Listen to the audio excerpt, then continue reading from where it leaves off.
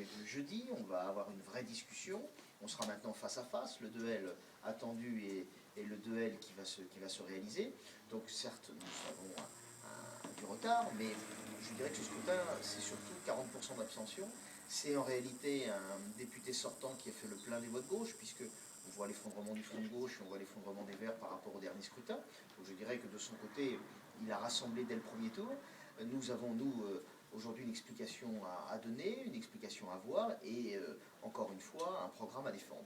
Sur le plan national, nous avons vu que l'UMP ne s'est absolument pas effondré, que nous allons avoir un deuxième tour qui n'est pas une vague rose. Nous allons essayer de faire en sorte que dans ce département, dans cette circonscription, cette vague que nous prédisaient et le président du Conseil général et les députés sortants ne se réalise pas. En tout cas, c'est le travail que nous allons effectuer cette semaine. Est-ce que vous avez cru tout au long de cette campagne?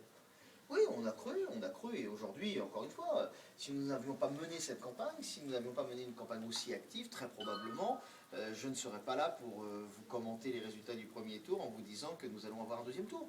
Je crois qu'aussi les voix sur Périgueux ont été importantes, puisqu'en réalité c'est Périgueux qui nous aide à cette qualification, et il va falloir que toute cette semaine, avec toute l'équipe, tous les gens qui sont ici, tous les gens qui sont autour de moi, avec ma suppléante Elisabeth Marty, nous donnions véritablement l'expression de cette droite qui est dans le sillage du gouvernement Fillon, qui est dans le sillage du président de la République, dans l'ancien président de la République Nicolas Sarkozy, parce que c'est de cette France-là que nous voulons, et nous ne voulons pas confier à l'ensemble du Parti socialiste les clés de la France et les clés de toutes les institutions. Alors, un mot dans le Bergeracois, Dominique Porte-Mousque est en tête. Je suis très content pour mon ami Dominique Mortemoz, qu'il a fait un très gros combat. C'était une élection complètement atypique pour lui, puisque avec des duels à droite, avec des duels à gauche, donc Dominique est devant. Ça prouve que quand on est ancré, ça prouve que quand on a un discours de terrain, ça prouve que quand on connaît les gens et qu'on les aime, et bien finalement, même dans une élection difficile et compliquée, on arrive à s'en sortir. Et je crois que c'est la meilleure démonstration qu'il pouvait donner sur le Bergeracois.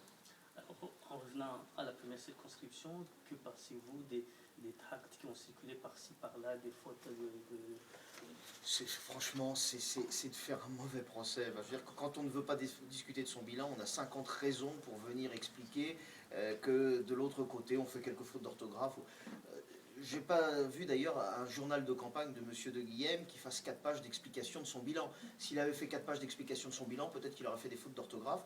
Il s'est simplement... il a repris le programme de M. Hollande, il l'a photocopié, il a fait un copier-coller. Alors effectivement, quand on fait un copier-coller, on ne fait pas de faute d'orthographe. Nous, on a fait un vrai programme, on a fait des vraies propositions pour la Dordogne, des vraies propositions pour la circonscription. Je dirais que tout le reste est quand même très, très accessoire par rapport au contenu. Alors pour la fin, quelle sera votre ligne de campagne? C'est la même pour... Bien sûr, on ne varie pas en une semaine. Nous, notre ligne de campagne, elle est celle que nous avons menée. Nous avons des projets pour la France, nous avons des projets pour la Dordogne, nous avons des projets pour cette première circonscription.